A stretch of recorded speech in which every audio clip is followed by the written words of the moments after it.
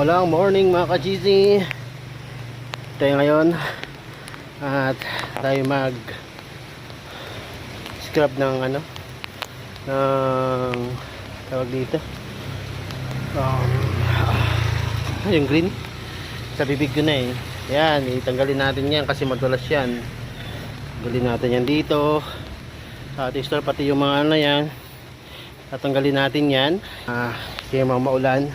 Kasi preparation natin yan sa pagbubukas natin this week ng ating Jamcar Food Hub.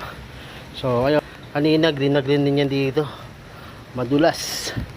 Ngayon ito na lang ang kukunin natin ngayon mga ka-cheesy, at good to go na tayo sa loob. Naayos na natin na lang kasi pagka bumili yung customer dito sa tindahan natin is medyo madulas, so tatanggalin natin yan.